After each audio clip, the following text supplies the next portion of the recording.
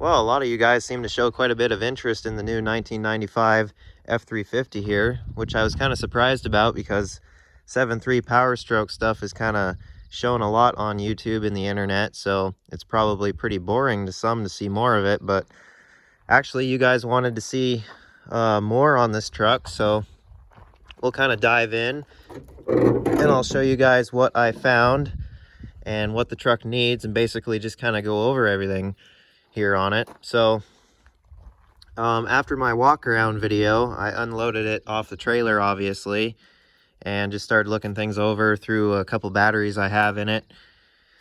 And now before I made a deal on this truck, I reached down to check the IPR. Now the IPR is the injection pressure regulator, and it's on the back of the high pressure oil pump right there in the front. Now I reached down in there to see if it was loose, and sure enough it was.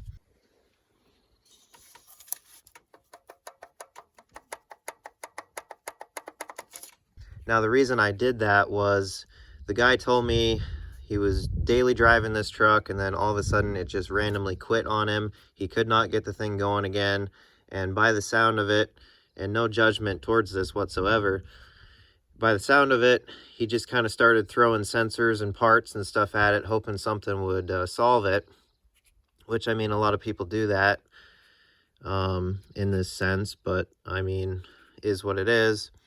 Now, I wanted to see if that IPR was loose because I've been through this on my 1994.5 Powerstroke.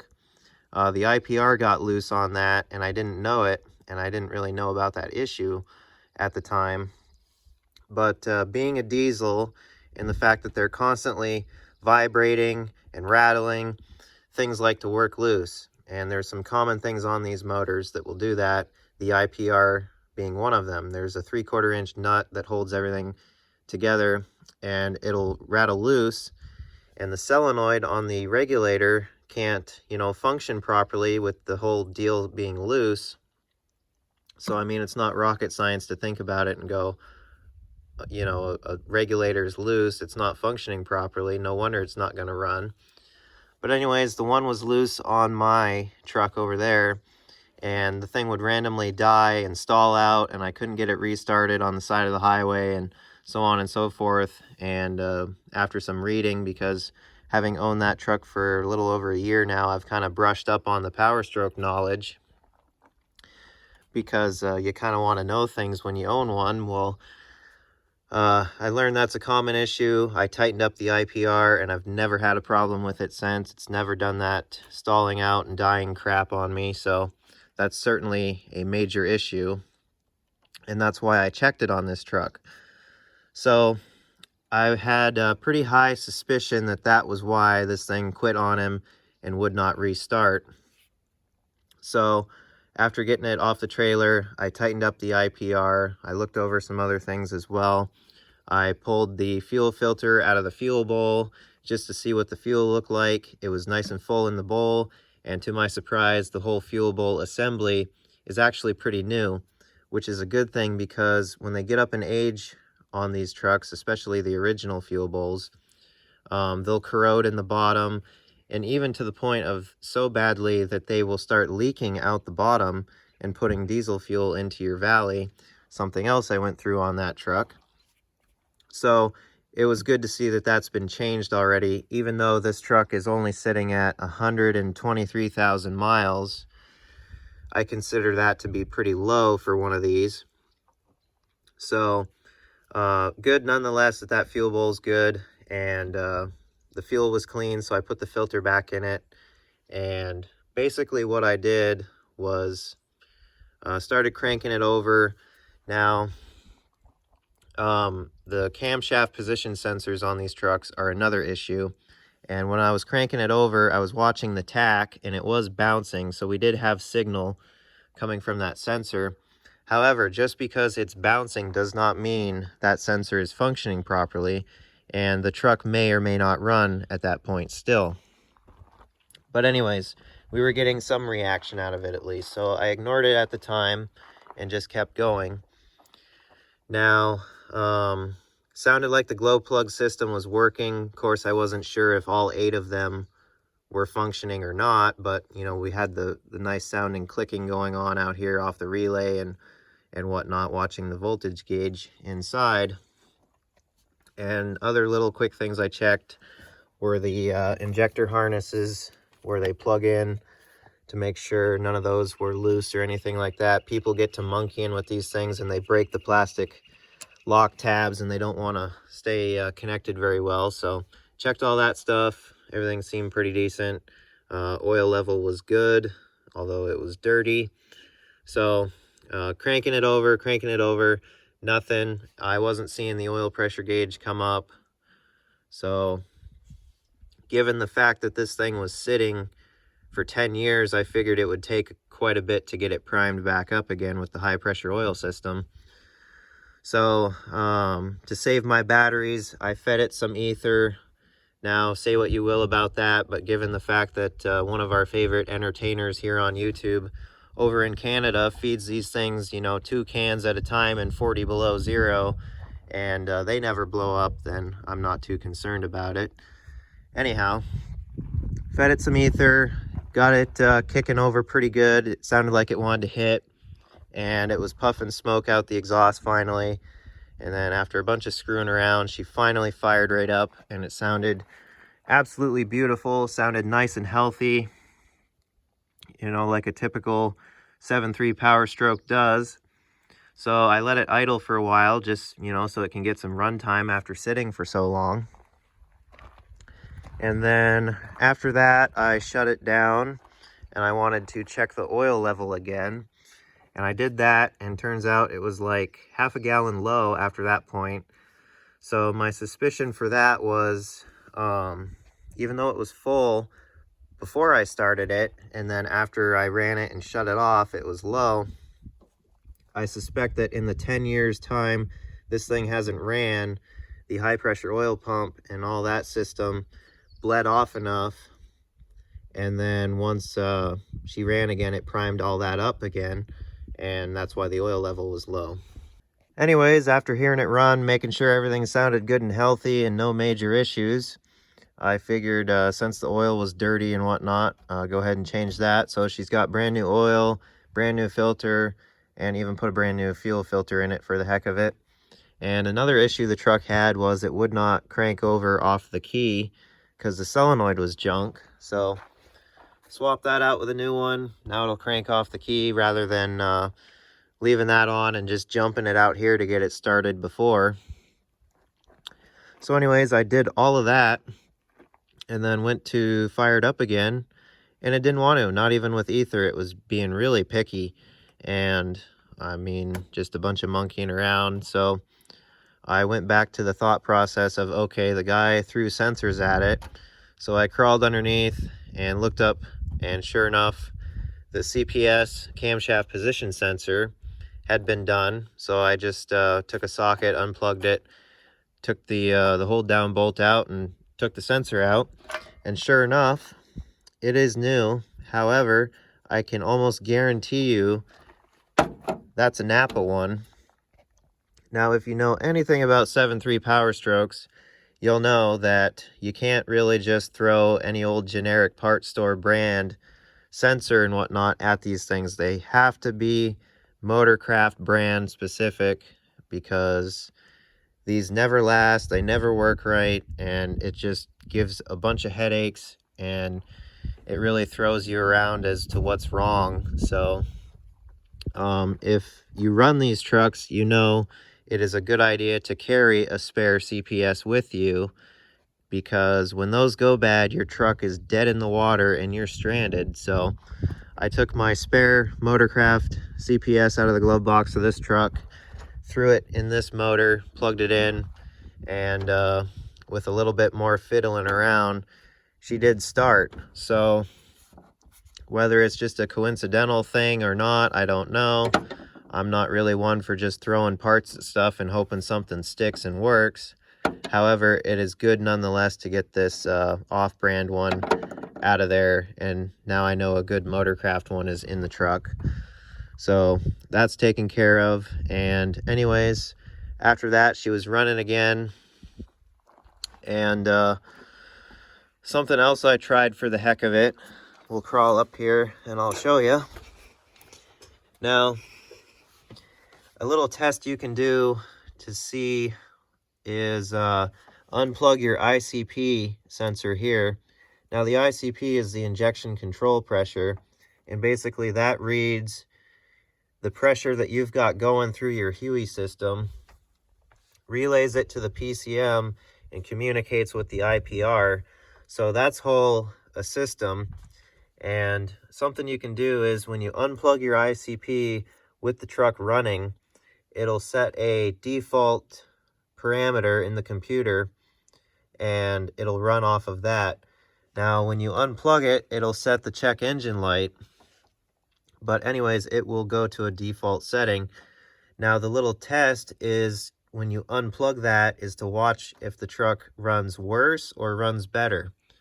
Now if the truck runs better, that would indicate this sensor is bad, and if it runs worse, that would indicate the sensor is good usually. Now, some other way to check is guys will just unplug this and see if there's oil in there, because if there's oil coming up through the sensor and getting into the plug, well, then your sensor is probably bad. Usually. Not always the case, but that's a good telltale sign. Or you could just go the extra mile and do the unplug and runability test. So I did that. The idle got worse and the truck didn't improve any, so that tells me the sensor was good. So plugged it back in and whatnot. Now, one of the unfortunate things is this is a 95, so it's got the OBD2 port under the dash rather than the OBD1 Ford test port on the fender. That truck is kind of goofy being a first year. It's got both and neither of them work, so I can't read anything with a scanner on that truck. So I tried my scanner on the plug in this truck, and same thing, it won't read anything. Now, I read somewhere online that to get the OBD2 ports to communicate with newer scanners, you have to have Ford flash the computer, which I don't even know if they do that anymore. So I'm kind of screwed on this one as well, as far as going in and reading live data and watching sensors and regulators and all that live data reading. So I'm kind of working blind a little bit here. And like I said, I don't just like to throw parts at stuff. So, I mean, the things that I had, I threw into it, like the CPS and whatnot. So, I mean, it doesn't hurt to do little things like that, but big, major, expensive stuff, don't just throw parts at them. Try and diagnose it out. So, after all of that occurred, of course, the truck was still running. Went and drove it around.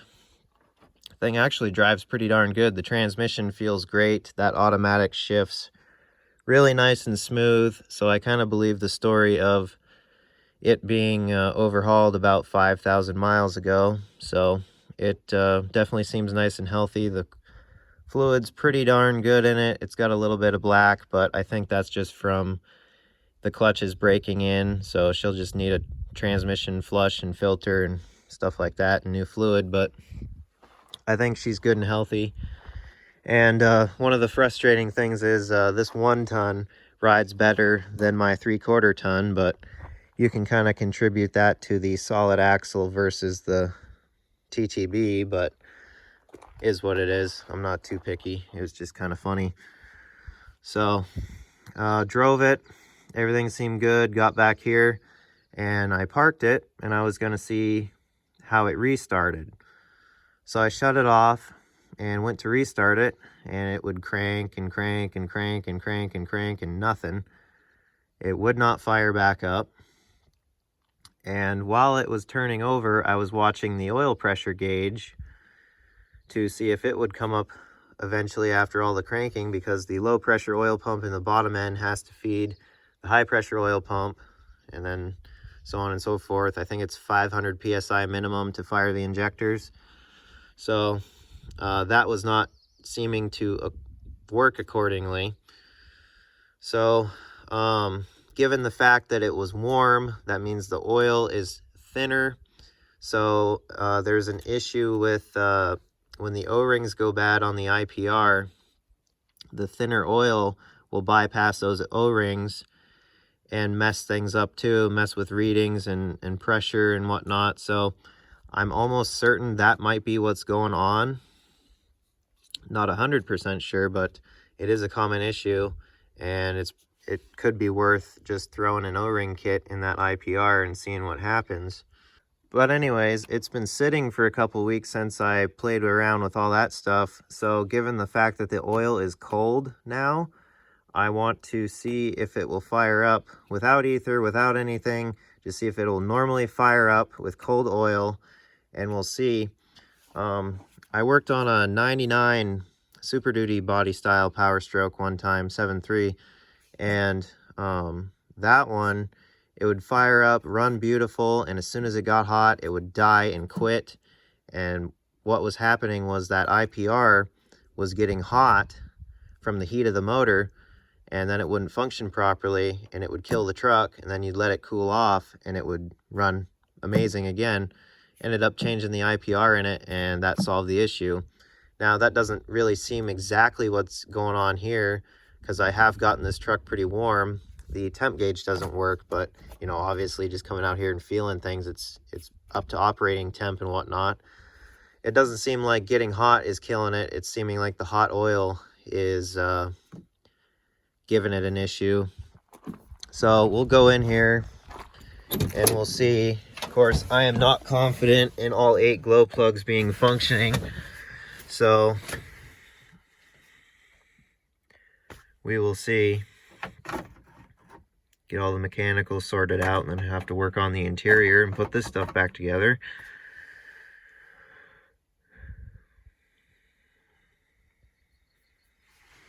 We'll just see what happens. We'll watch that oil pressure and how much cranking it takes to get that to come up, because if all 8 glow plugs are not working and it's not heating up the combustion chamber enough, it's going to be more reliant on that oil pressure to fire than if you have a good hot combustion chamber to help out. So that could be part of the issue too.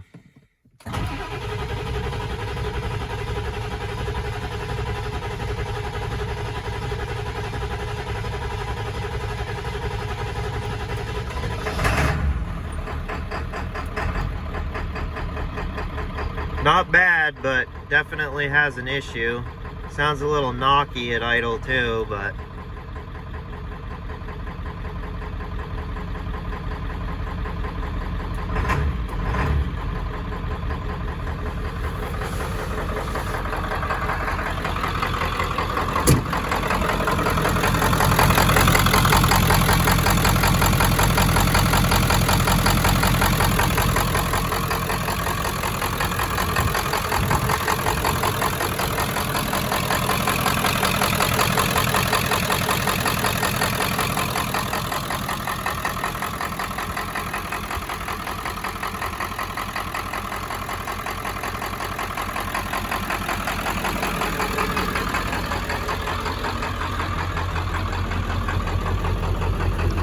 thing's so quiet compared to the blue truck.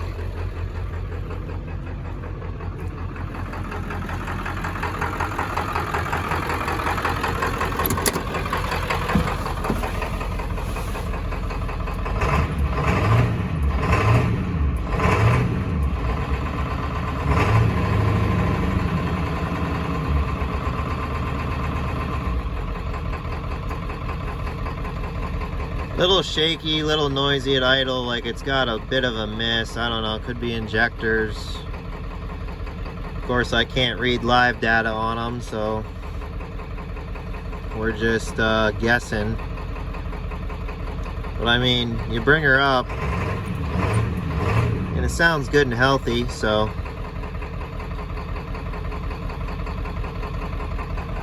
not too bad.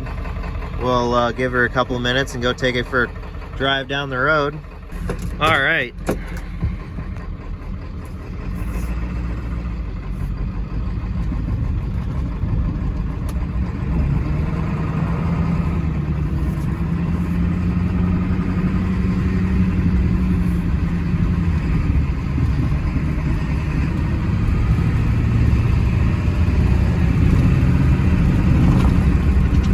smooth shift.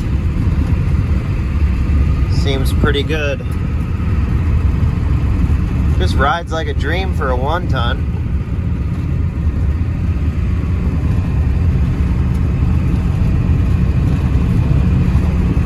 Another good shift.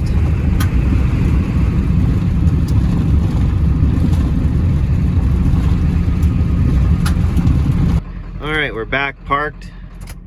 We'll shut her off and see if it will restart hot. Probably won't, but you never know. I don't remember if I mentioned it or not, but something else I checked the last time I did this and it wouldn't restart hot.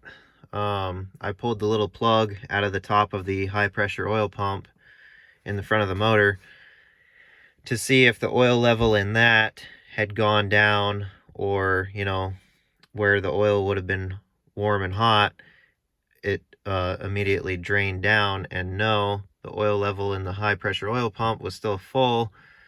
So that's what further leads me to the IPR, but I don't know, maybe if this thing just gets enough run time and O-rings get swelled back up again, it might be fine. You never know.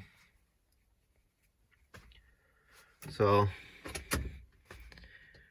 going forward, we'll see what she does.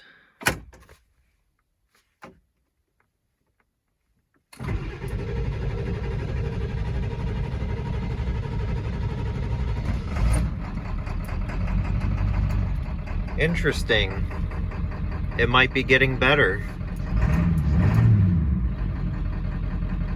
Well, there you go. You guys got to hear it run and see it drive. It's definitely doing a lot more than it has the past 10 years, so we're definitely making good progress with it.